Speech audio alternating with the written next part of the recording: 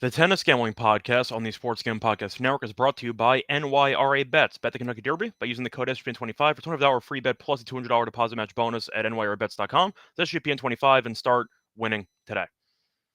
And welcome, everybody, to the Tennis Gambling Podcast here on the Sports Gambling Podcast Network. It's currently Friday, May 2nd, late night episode around 10:30 p.m. Eastern Time. I'm also always Scott Reichel, once again going solo for this pod. Time to get into the one match taking place on Sunday, not actually taking place tomorrow, but I had some free time. Thought I might as well get the episode out of the way. So we're going to break down the Sunday final in Madrid between Ruud and Draper. So we're going to break that match down in a second.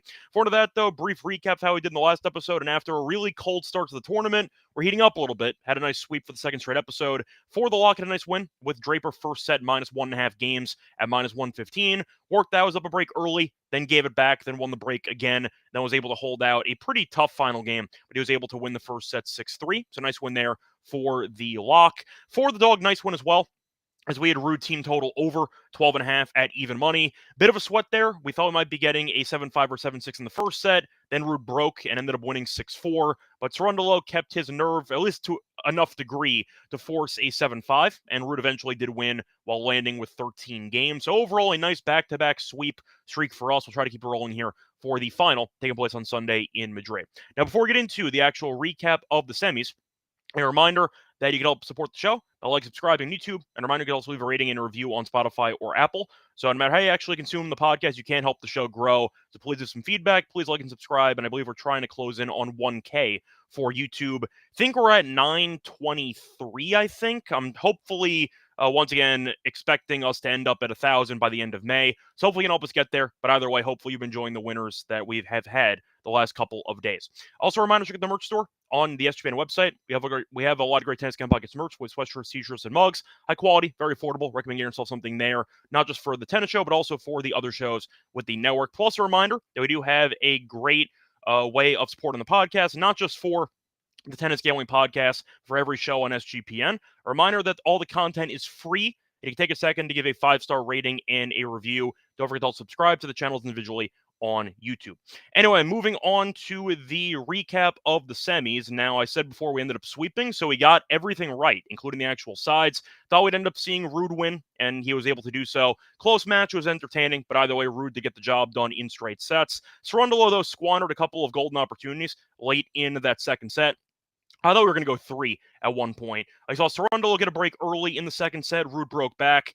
Then Cerundolo had, I believe it was 7 break points in the 2-2 game, didn't convert. Then he actually got the break, the return game after, then got broken back immediately, had a break point, ended up not converting, and then eventually had a love 40 in the 5-5 game.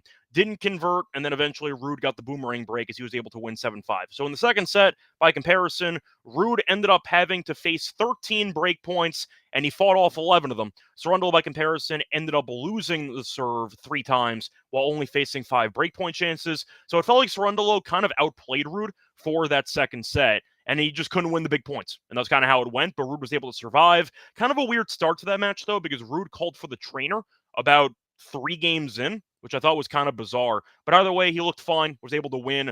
Looked like he was kind of running out of gas there in the second set. But then when he was able to fight off all those breakpoint chances, felt like Cerundolo was the one who kind of mentally checked out for that last service game. And Ruud got the break and eventually did win the match. So nice win for us with the Ruud team total over for that one as the dog.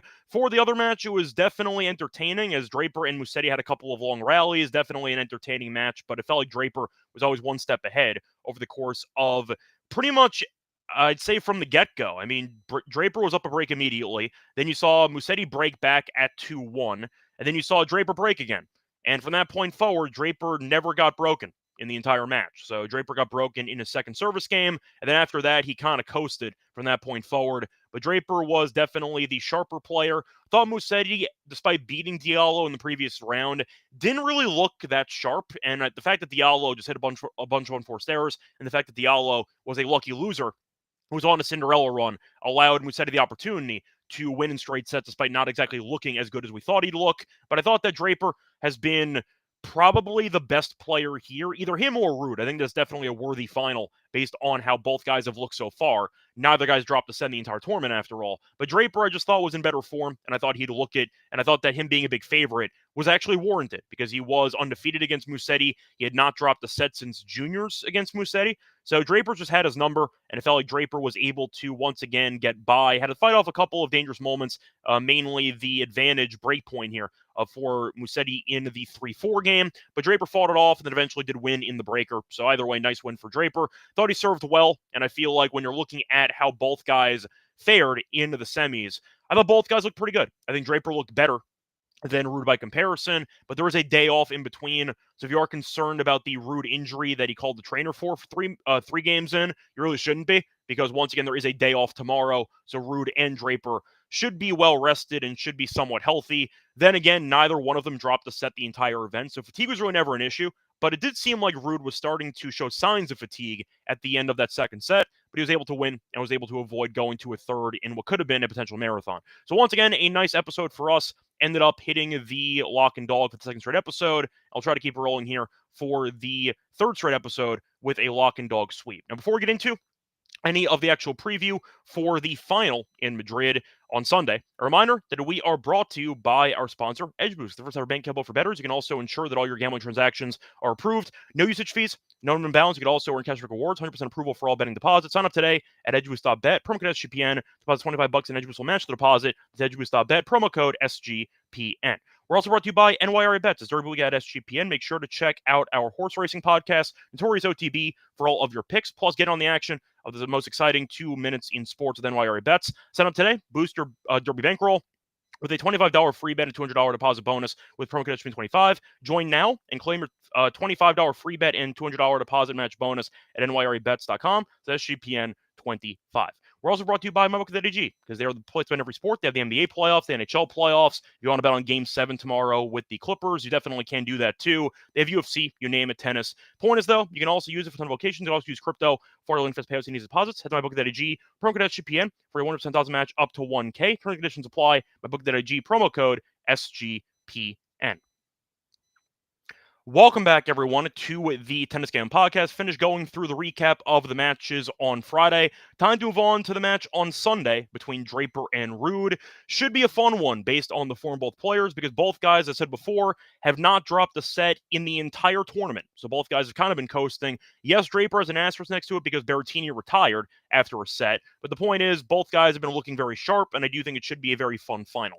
Now, for the actual lines here, Draper's a massive favorite. He's around minus 200. Ruud's around plus 177. For the spread, minus 3 for Draper, plus 3 for Ruud. For the over-under, I see 22.5 games. Bit of juice there on the over. For the set spread, you have Draper in straight sets at plus 120. You have Ruud to win a set at minus 150. And the over 2.5 sets is plus 140. Now, for the form both players, Ruud and once again, Draper have been looking sharp. Now, Draper's had a lot of lopsided sets. You're looking at Draper, who had a breaker against Musetti. Besides that, though, he's only had 2 sets in the entire event with more than 10 games. So Draper's been kind of coasting all the way through to the final. As for Ruud, he's had a tough competition, at least on the road that he's gone through to get to the final, but he's been solid so far. Ended up beating Rinderknech, beat Korda, beat Fritz, beat Medvedev, and beat Cerundolo.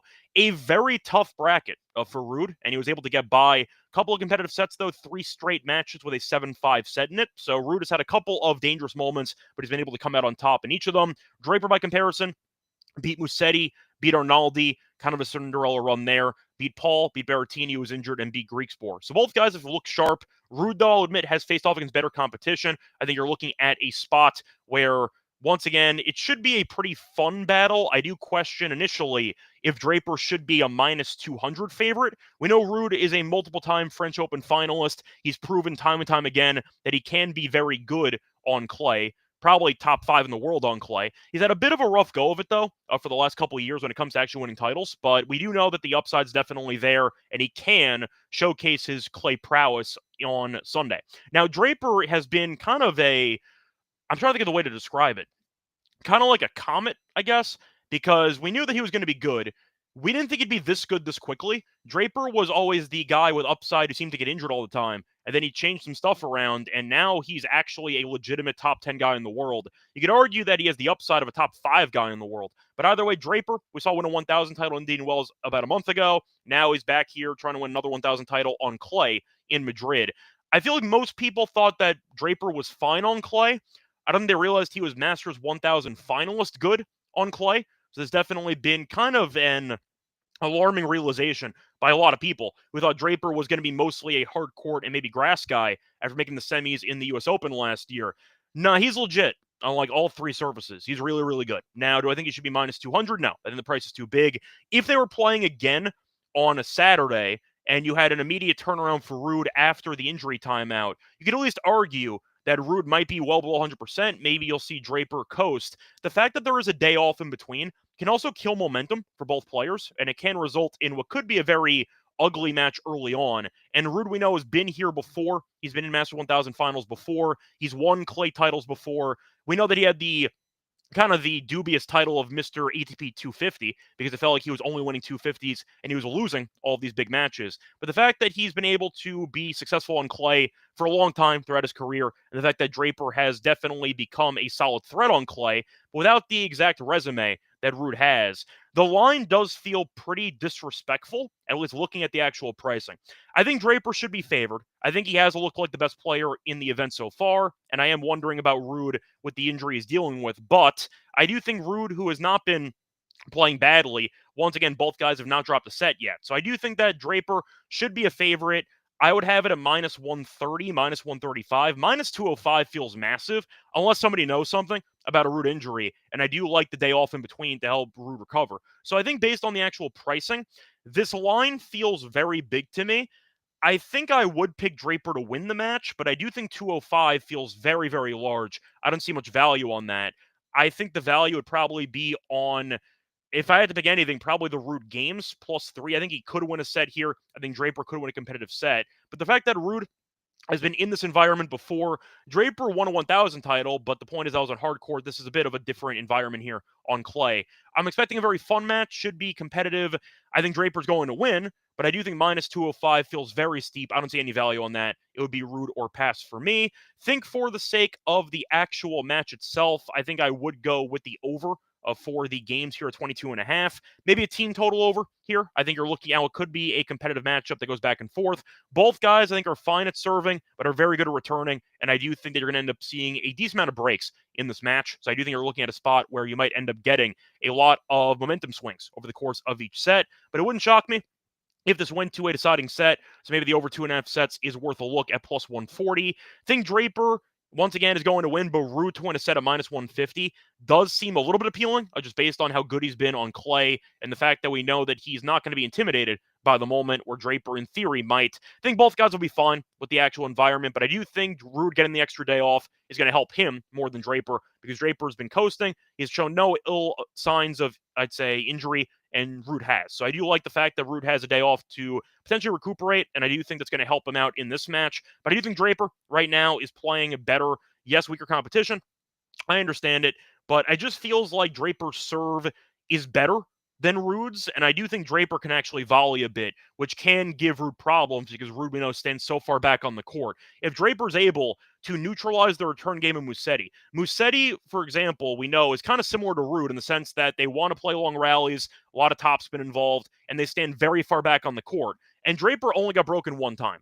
So Draper was able to, once again, use Musetti's deep return position against him, take control of the rallies, come forward when needed, and he was able to put points away quickly by comparison to Musetti. I see a pretty similar script here for this match. I think Draper can use a lot of his tactics against Musetti for his match against Ruud. And the question is how Ruud's going to counter that. You could argue that Ruud, with the overall skill that he has, can find openings with the forehand, which has been lethal all tournament. But I do think facing off against Musetti is actually a pretty decent, I'd say, test match for this final because I do think Ruud and Musetti returning-wise stylistically are pretty similar, and that can help Draper out, who served phenomenally well in the match against Musetti. So for that reason, I'm going to go with Draper. Think his serve is better. Ruud was able to survive against Cerundolo, but he did have to face a bunch of break points, and he really was, I'd say, fortunate to survive that second set. Thought Cerundolo outplayed him for a large portion of that second set. But by comparison, Cerundolo had 9 break points. 9 break points faced, and he got broken 5 times. Ruud only got broken 3 times, but he faced 18 break points. So I do think the serve for Ruud is definitely the weakness of this matchup, in my opinion, compared to Draper. I think that's why Draper will win, but I think Draper is going to find a way to win this in what could be a competitive straight sets, maybe 3, but I do think there's some value on at least considering the potential over on breaks for Draper if you want to go for props. Ruud might break a couple of times as well, so maybe the over in the full match breaks wouldn't bother me. But I see Draper winning, think that he's been the better player, and I do think right now, if you're asking me who is the better tennis player, you could argue on clay maybe it's Ruud, but right now, just based on the form this year, it might actually be Draper, because Draper's been top 5 caliber. He's been really, really good. Ruud, we've been waiting to kind of regain his form, and he finally did, happily, because he was going through a pretty rough stretch there for a while. But it's nice to see Ruud playing well. The problem is I still don't know if I trust the consistency enough compared to Draper right now in 2025. So give me Draper in this one. Tough to find value on the money line, though, so I am going to go with other options instead. Anyway, that is going to wrap it up for the preview of the match on Sunday between Draper and Ruud. Now it's time for the lock and dog plays for the podcast. Before we get into the actual plays, the reminder they're brought to you by fans. You can play them on Pick'em. You can also use their new game mode, which is their new ladders. Went up to 500 times your money. Watching your favorite players climb the ladder. You could also sign up with the promo code SGPN when you do make a new account. You can a special and first time deposit offer up 20 game bonus cash on fantasy promo code SGPN. We're also brought to you by Rhythm, which is the home of the bet picks and props. Also available for the NBA playoffs and for the MLB prop market. And a reminder, you can also build your own model if you want to try it out. It's very easy to do so. Rhythm also knows that you'll love it, which is why they're giving you a 7-day free trial. And a reminder, they have 2 discount codes, one for a monthly discount, one for an annual discount. Monthly discount, though, use the promo code SGPN25 for 25% off per month. And for the annual deal, 50% off using the promo code SGPN50. That's Rhythm, RATHMM, promo code SGPN25 or SGPN50. Once again, a reminder, if you want to get your 7-day free trial, go to sportsgamepodcast.com/RATHMM. Welcome back, everyone, to the Tennis Game Podcast. Finished breaking down the final in Madrid between Ruud and Draper. Now it's time for the lock and dog picks. For the lock, I'm going to go with a match prop, actually. I'm going to go to the tiebreaker prop. I'm going to go with the under half a tiebreak at minus 137. I think it's a pretty good price. We're looking at minus 165 on DraftKings. Now, it does seem pretty obscure, and yes, I am aware that both Ruud and Draper Ruud did not. Draper had a tiebreak in the last match we saw against Musetti. However, Ruud has appeared in 0 tiebreaks all tournament. He's had a couple 7-5s, I'll admit it, but the point is he has not had a breaker yet, and I do think that you might see history repeat itself here in this match on Sunday. 7 of Draper's 9 sets, though, have also not had a tiebreak. He had one against Berrettini, who we know is a very good server, much better than Ruud, and he had a tiebreak against Musetti. There were some breakpoint chances sprinkled in, just neither guy could convert. But the point is I'm seeing a pretty interesting matchup that could go back and forth, but I think that you're going to see too many breaks to actually get a tie break. I think there will be at least 2 breaks in each set. So maybe you're looking at 1 break apiece and you end up losing this on what could be a pretty annoying breaker there. But for the most part, I don't see both guys holding serve basically 12 times in a row combined. I don't see that happening. I see breakpoint chances. I think that Draper can find some openings against Ruud's serve, and I think that Ruud can potentially find openings against Draper's serve. But either way, no tiebreak at minus 137. Draper's been serving well. Ruud has been surviving. He hasn't exactly looked that great with the serve recently, but I do think they're going to be openings, and I do think you're going to end up seeing a pretty straightforward scoreline, whether it involves 6-4s or 6-3s. But I think the breaker is asking a lot when Ruud has had 0 breakers in the entire tournament. Give me the under, half a tiebreak at minus 137. That was on Bet Rivers. Now for the dog, I'm going to go with a first set play, which we ended up cashing on in the last episode. But I am going to go with a bit of a bolder play. I'm going to go for some plus money that I think is actually pretty appealing. Give me the Draper and Ruud first set under 9.5 games at plus 135. 6 of Draper's 7 matches, his last 7 matches, have had less than 10 games in the first set. The one exception was the Berrettini match, but 6 of Draper's last 7 matches, including this event and the previous event, have had less than 10 games in the first set. Draper tends to be a very quick starter. He can get up a break early, and from that point, it's kind of an avalanche. But I think that Draper might get off to a hot start. Ruud, though, has also seen a couple of quick first sets, as 3 of his last 5 matches have had less than 10 games in the first set as well. The semifinal match against Cerundolo did not. That went into 10, but you saw Cerundolo up a break early in that match. So I think that Ruud can fall behind early. Maybe Draper ends up coasting. But I do think that the first set can definitely be interesting for what I think is going to be a pretty sloppy start, because you have a day off after they've been playing a lot all week. So it wouldn't shock me if you see a lot of unforced errors early on. One guy gets a pretty massive lead. But based on the trends here, once again, 6 of his last 7 for Draper have had less than 10 games in the first set. I think plus 135 is a good price. It might only be one break if Draper serves first, for example, then gets a break and then ends up winning 6-3. That's possible too. So you might only need one break. But either way, I'll go with that as my dog for the show. So once again, the plays here for the final in Madrid, the lock's going to be on Draper and Ruud under. Half a tiebreak at minus 137. For the dog, I'm going to go with Draper and Ruud first set under 9.5 games at plus 135. That's going to wrap it up for this episode. And for Madrid, we'll back once again in a couple of days for Rome. Sinner makes his return, so that should be pretty fun. But the point is, we have another 1,000 event in Rome, so we're going to break down every round of that tournament as well. Want to point out, though, I wrote it down on the actual banner if you're listening to this on Spotify or Apple. It says that the event starts on May 7th, so we have a couple of days off. Keep that in mind. We'll be back at some point next week to break down this event, but Sinner will be back in his home country of Italy. We'll see how he does. Until next time, I'm on Twitter, Reichel Radio. You can find, once again, a way to support the podcast on Spotify or Apple by leaving a rating and subscribing. You can also subscribe and leave the like button on, or hit the like button on YouTube. Until next time, though, good luck to all of you and all of your bets. Bye, everyone.